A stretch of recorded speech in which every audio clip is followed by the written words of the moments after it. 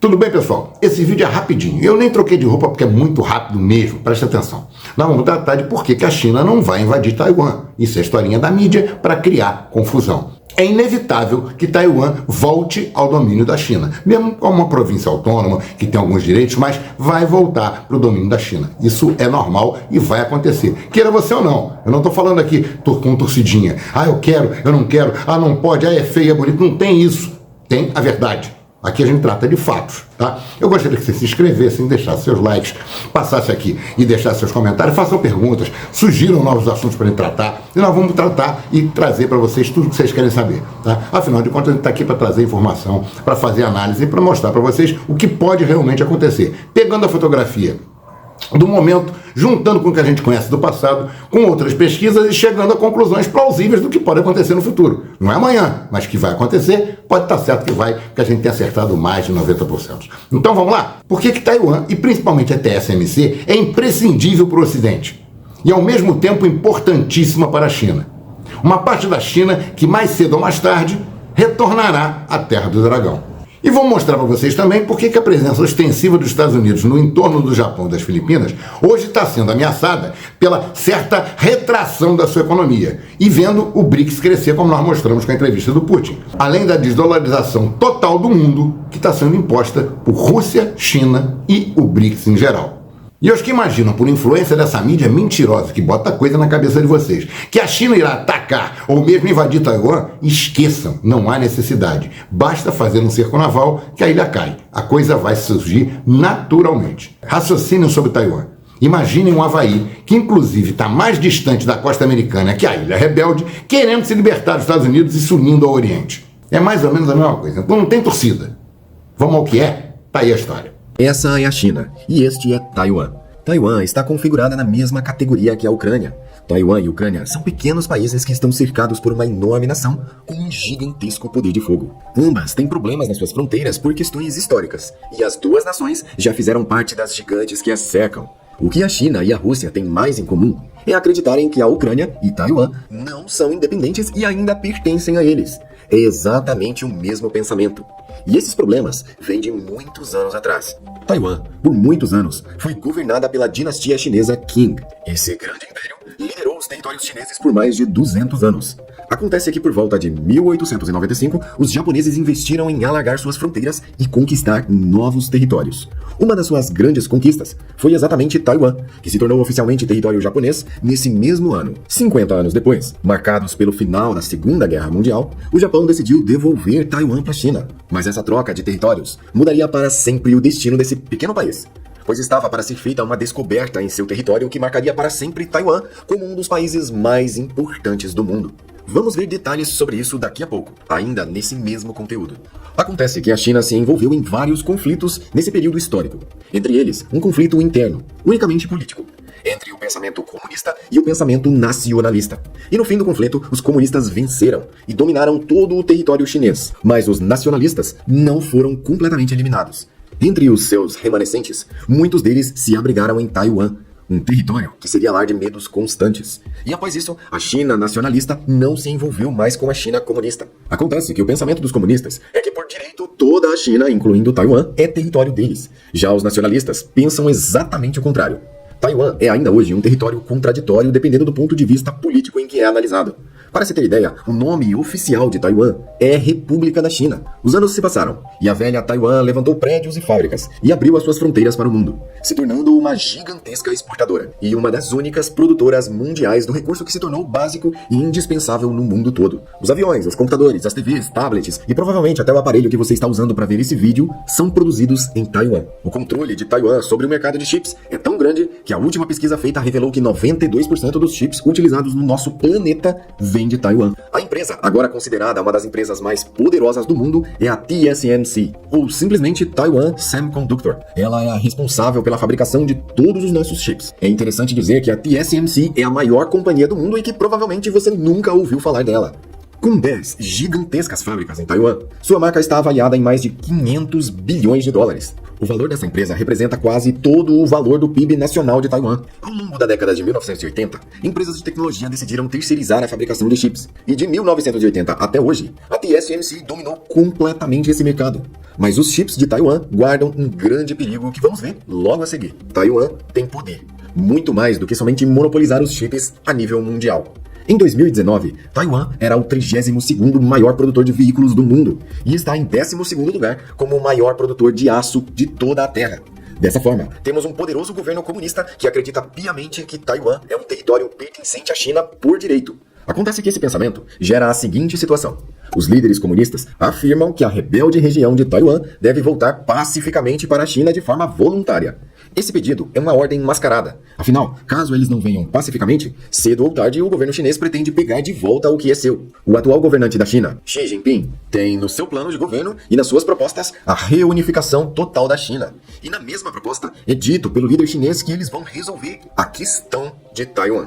A verdade é que o governo comunista da China quer de alguma forma recuperar Taiwan sob seu total controle, de uma forma ou de outra. E eles jamais voltariam atrás nessa ideologia que atravessou várias gerações.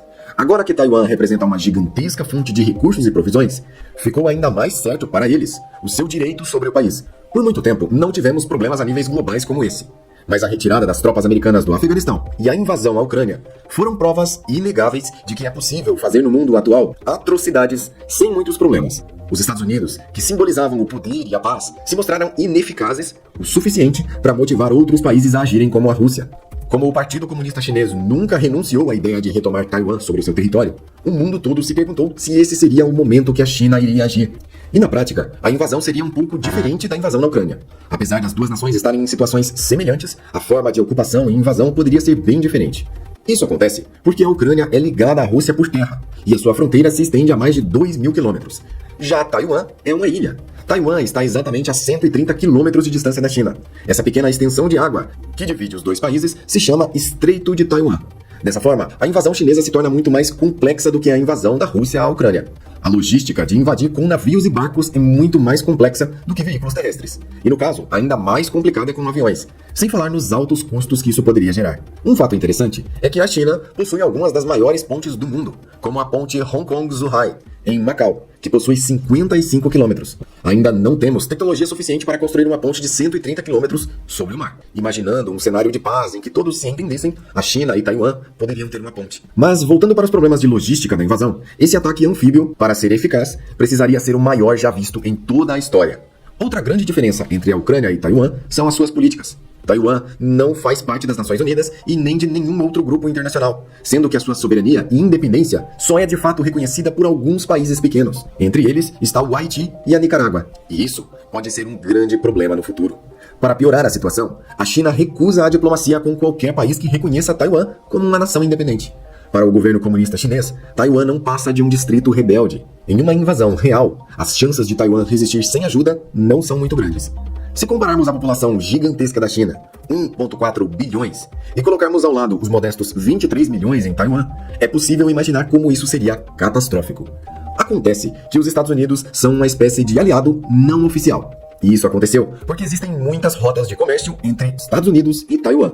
As rotas comerciais que levam Taiwan são monitoradas por tropas americanas. E a China, recentemente, posicionou navios de guerra e porta-aviões no território de Taiwan. Esse ato foi tão sério que o então presidente Biden chegou a declarar em live que apoiaria Taiwan em caso de invasão.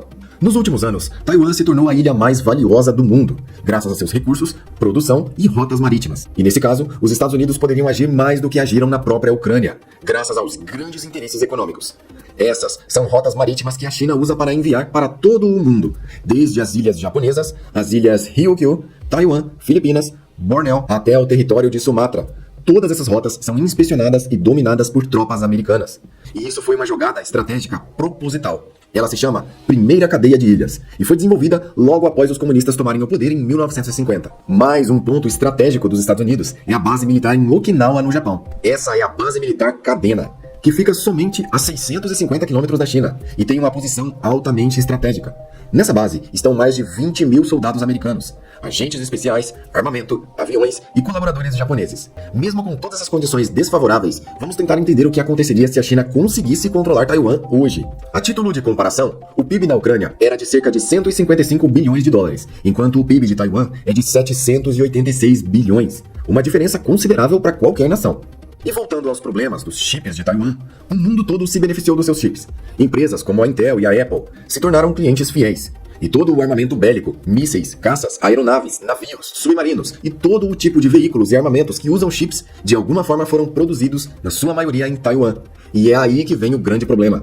Atrás dessa terceirização de chips mora um grande risco para os Estados Unidos e para todo o mundo. Imaginar que Taiwan produz todos esses chips e está ao lado da China, um dos inimigos dos Estados Unidos, e imaginando que Taiwan realmente caia sobre o controle da China, isso também simbolizaria a conquista sobre todos os chips e controle sobre toda a tecnologia mundial, incluindo a tecnologia bélica. Logo, a China poderia escolher para quem ela iria vender os seus chips de alta tecnologia, quem poderia ter armamentos e quem não poderia, quem poderia ter tecnologia básica, como smartphones, e quem não poderia.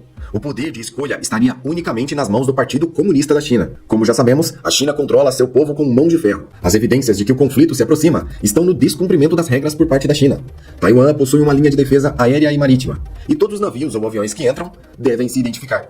Só que a China apenas ignora essas regras e ordena que os seus caças passem por cima de Taiwan sem se identificar. E da mesma forma, os navios de guerra chineses foram posicionados no território de Taiwan. Tudo isso sem nenhuma autorização ou diplomacia, mostrando que o governo chinês não reconhece a independência de Taiwan. Vocês viram? Eu falei que ia ser rápido e foi rápido. Então agora vocês têm condição de conversar com outras pessoas em alto nível sobre isso, sem ficar ouvindo abobrinha, nem repetindo besteira que a imprensa ou canal de Bilbão fica falando por aí, tá? Se inscrevam no canal, deixem seu like, façam seus comentários, deixem perguntas, dúvidas. Poxa, o que você acha disso, Labate? O que você pensa disso? E a gente vai pesquisar o que a gente não souber e vai trazer para vocês o mais plausível, o mais provável que possa acontecer. Tá ok? Se achar que todo trabalho merece uma remuneração, deixa algum pra gente aqui, bota uma graninha, o Pix tá aqui embaixo, é molinho, ó. É só pra cá, 244-94-2321-49. Chega lá, bota algum, R$1, R$2, R$3, não interessa, mostra a sua participação. Com isso a plataforma vai entender que é um serviço, vai entender que o vídeo está agradando, porque você botando algum, a plataforma entende que o vídeo é relevante, entende que tem importância. Faça perguntas pra gente, conversa, vamos bater papo, vamos fazer esse canal crescer, tem muita coisa interessante aqui, tragam suas dúvidas, a gente, se não souber, a gente vai pesquisar, vai procurar e vai trazer para vocês.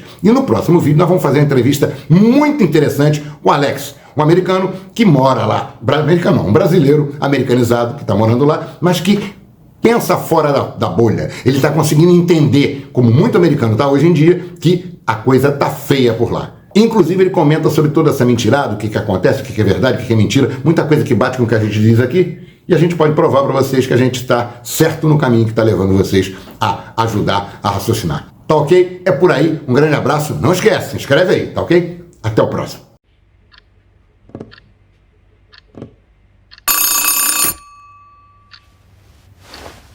Добрый день, уважаемые коллеги. Надеюсь, вы меня хорошо слышите. Рассчитываю на то, что также хорошо буду слышать и вас. Я думаю, что можно без каких-то долгих вступительных слов начать сразу работать. Возмущение и неудовольствие граждан Украины по поводу того, что происходило в стране. Кто ее создал-то? Ленин Владимир Ильич. Когда создавал Советский Союз. Договор 22 года союзный и 24 год Конституции. По поводу того, что нас окружают, разве я так говорил, что нас окружают?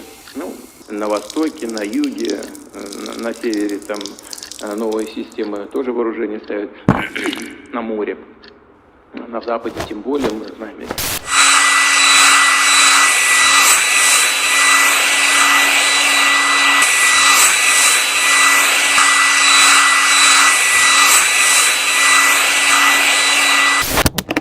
Честно говоря, за работой блогеров мне не удается следить.